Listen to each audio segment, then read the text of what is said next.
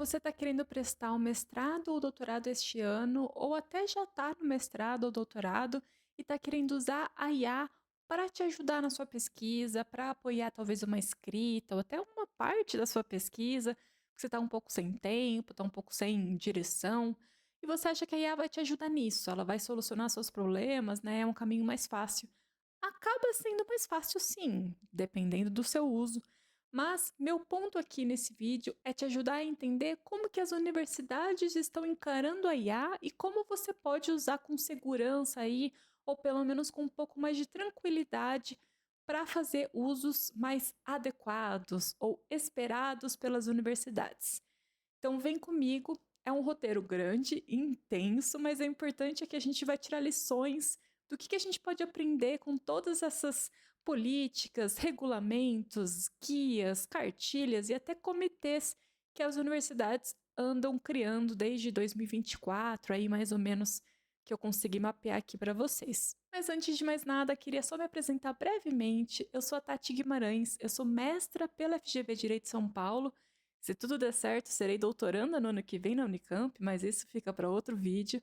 E eu sou mentora e sócia aqui na Dama Acadêmica, que é uma empresa que te ajuda a entrar no mestrado-doutorado, a sair do mestrado-doutorado, né? A qualificar, a defender sua dissertação ou tese, com leveza e estratégia de quem já passou por isso e sabe muito bem como é difícil, mas a gente pode tornar um pouquinho mais tranquila essa jornada. Então, nos últimos 2 anos, eu mapeei iniciativas das universidades que andam criando comitês, publicando guias, até resoluções normativas para tentar estabelecer o que é esse uso adequado de IA, porque a IA é uma realidade. A gente tem sim vídeo aqui mostrando como você não deveria usar a IA na sua pesquisa, especialmente para quem está querendo entrar no mestrado e doutorado. Por quê? Já vou fazer o nosso merchan, né? A ideia da pesquisa acadêmica é te capacitar e você ir aprendendo, né? Desenvolvendo habilidades e competências para ser um pesquisador ou pesquisadora. Se você delega essa função para IA, se você só dá prompts e espera que você consiga resultados prontos da IA, você não está aprendendo nada. Você vai virar um mestre ou uma mestra que não sabe fazer pesquisa. Então a gente pede muito cuidado para usar essa IA. A gente já fala, né, que a IA é boa para te ajudar com uma base, por exemplo, de um mapeamento científico, ou talvez uma revisão de escrita, mas delegar o processo de escrita, o processo de filtragem de bibliografia, para você poder chegar realmente naqueles autores que você vai usar, ou delegar a estrutura do seu texto para torná-la mais lógica, por exemplo, acaba te prejudicando e acaba te impedindo aí de aprender essas habilidades necessárias para ser um mestre, né, uma pesquisadora, um pesquisador de respeito de qualidade. Mas enfim, eu mapeei essas iniciativas das universidades, então Unifesp, Unesp, Unicamp, USP, UFABA, enfim, várias universidades aqui, e eu tentei montar padrões aí do que a gente pode aprender para poder deixar amarradinha aí a nossa ideia desse vídeo. Então, primeiro de tudo, o que as universidades estão esperando desses alunos? Então, começando do começo, em dezembro de 2025, a Unifesp aprovou diretrizes específicas sobre o uso da IA na pós e especificamente na pesquisa. O ponto central é a transparência no uso dessa IA. Então, você pode sim usar a IA, você não pode esconder este uso.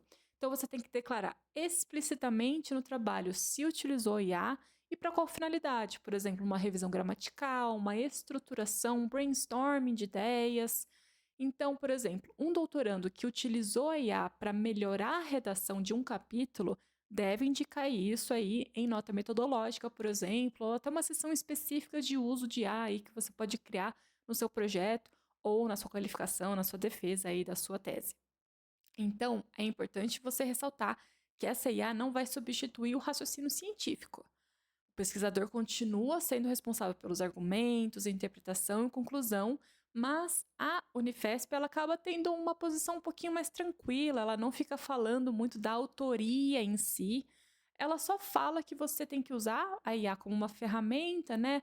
Não terceirizar basicamente, né, o trabalho seu para a IA e mostrar como que você fez isso, né, numa revisão gramatical ou algo do tipo. Já a Unesp foi para um caminho de uma resolução geral em 2025 e acabou refinando isso aí por nível, então a gente vai focar na pós-graduação aqui. O importante que eles frisam muito é a originalidade da produção científica. Então, cuidado, porque você tem que ver essa questão do apoio técnico versus a autoria deste texto. Então, diferente da Unifesp, que acaba sendo basicamente declarar o uso, aqui você tem que mostrar essa lógica mais estrutural de como que você usou a IA.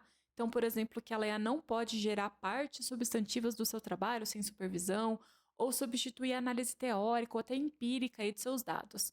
Você, pesquisador, pesquisadora, é esperado que domine o conteúdo que você está apresentando, consiga sustentar o argumento que foi construído por você sem depender dessa ferramenta. Então, a ferramenta, né, a IA, ela não pode ser a originadora aí da sua lógica, da sua defesa, do seu argumento. Então, basicamente, se você não consegue argumentar e defender isso oralmente, você não pode usar essa IA, basicamente. Já a Universidade Federal do Delta do Parnaíba, a gente tem um modelo mais diferente, um pouco mais institucional, porque basicamente a universidade criou uma política formal de IA em 2025, inclusive um comitê de ética em IA.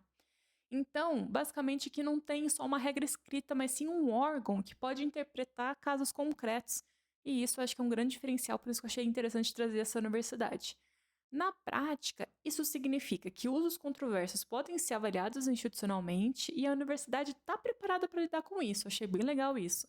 Então, quando tem uma suspeita de um uso devido, quando tem conflitos de autoria, quando tem dilemas éticos, né, na pesquisa, este órgão, este comitê vai lidar com esses casos. Então, por exemplo, se um orientador suspeita, né, que um capítulo foi gerado por IA, vai ter esse encaminhamento aí para avaliação do comitê.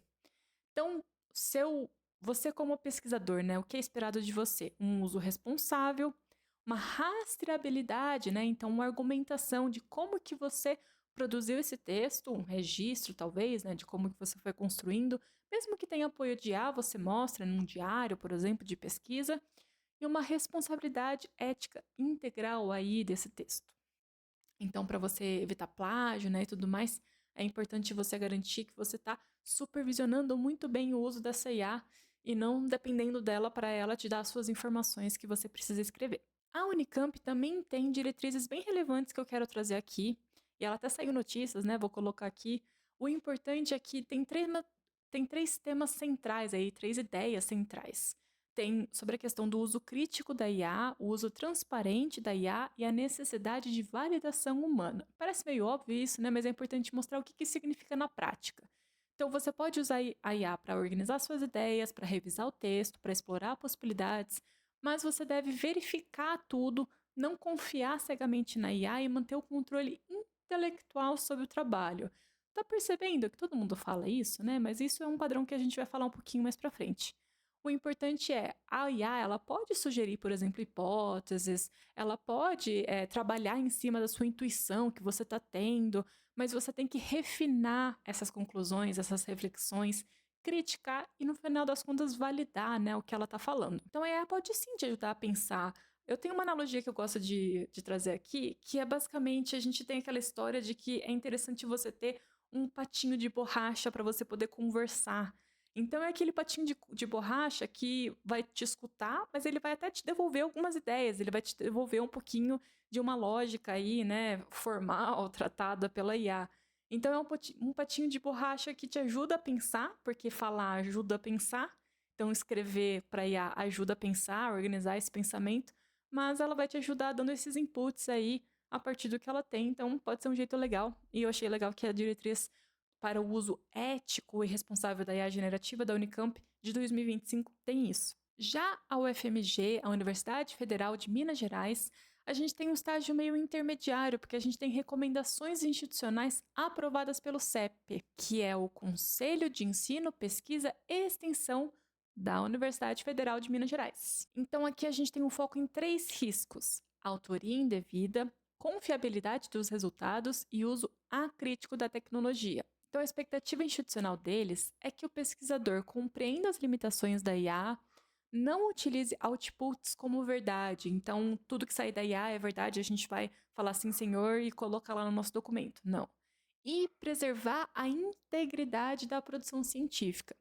Então, por exemplo, não usar a IA para gerar análise de dados ou interpretação sem validação metodológica rigorosa deste pesquisador ou pesquisadora. Então, o problema não é usar a IA, é acreditar nela sem esse filtro científico, que é o que a gente quer que você desenvolva. Por isso que a gente fala que usar lá no começo é ruim, porque senão você nunca vai criar esse filtro científico e você não vai saber o que é bom e o que é ruim. Basicamente isso. E é interessante que essa recomendação, né, e o início da comissão e a aprovação das recomendações se deu lá em 2024, então é uma universidade bem antecipada, né? Achei bem legal isso, por isso que eu quero ressaltar aqui essa iniciativa da UFMG. A gente também tem algumas outras que eu queria citar. A gente tem a UFABA. Eu chamo de UFABA, não sei se vocês chamam de UFABA, mas é a Universidade Federal da Bahia. Ela é interessante porque ela assume explicitamente no documento, que é o Guia do Comitê de Governança Digital da UFABA, olha que nome legal, que não é uma política, mas é um guia.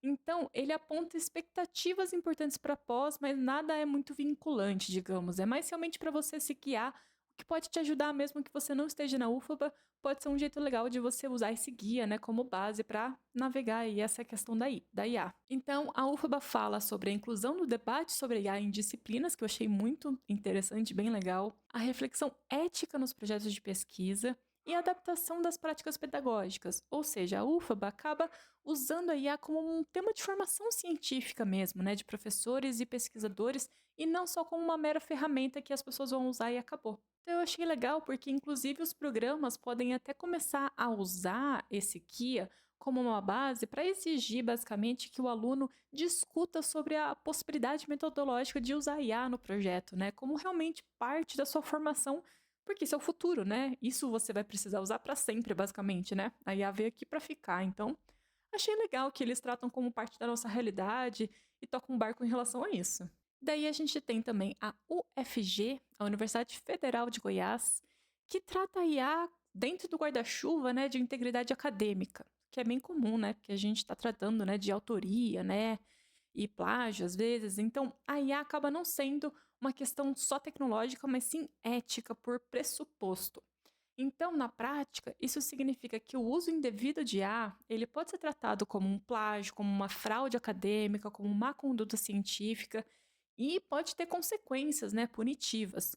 Então, por exemplo, cuidado ao submeter um artigo com trechos gerados por IA sem revisão. Então, é sempre essa questão de revisão crítica, né, de filtro científico.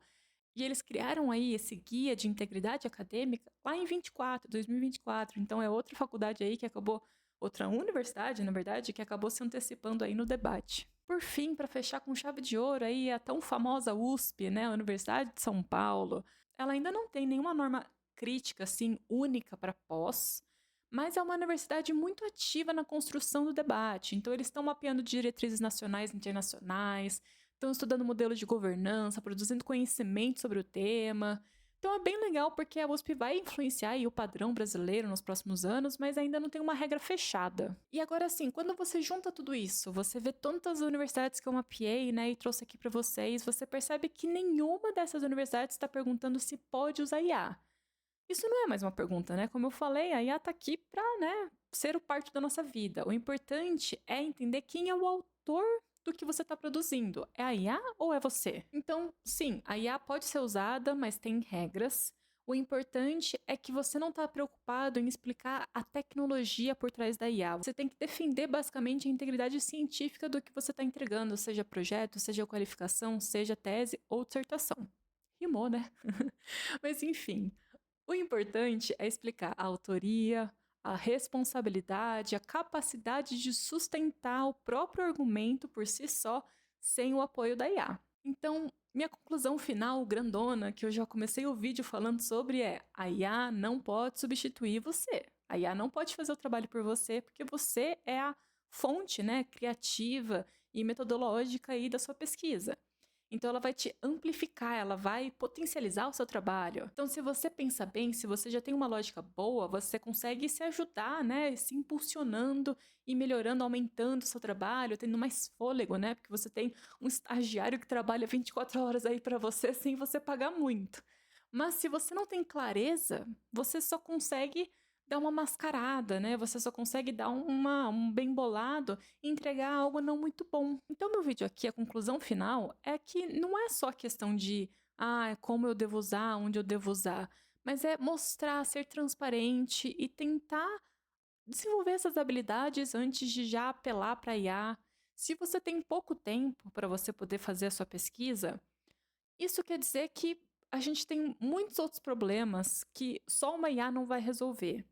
A gente precisa tomar cuidado, principalmente quem está no seletivo. O seletivo tem todo ano, ou às vezes até todo semestre, a depender do seu seletivo. Então não corra, não tente entregar um projeto aleatório criado por IA em 2, 3 dias, como várias pessoas vendem aí na internet, porque ele não vai te representar. Você vai ter que refazer muita coisa, você vai ter que descobrir muita coisa ao longo do mestrado ou doutorado ainda. E soluções mágicas, elas não são tão eficientes assim quanto você espera. Então, essa é a nossa mensagem. Tente desenvolver essas habilidades. Se você quiser o nosso apoio para construir seu projeto, pode ser com o apoio de IA, mas com você desenvolvendo essas habilidades, vem com a gente que a gente tem um método passo a passo para construir o projeto sem vir à noite, sem correria. Um pouquinho de IA é sempre bom, mas o importante é que você vai se sentir seguro nessa submissão e no momento da entrevista, que é o momento de verificar essa autoria aí do seu projeto. A gente se vê numa próxima. Até mais!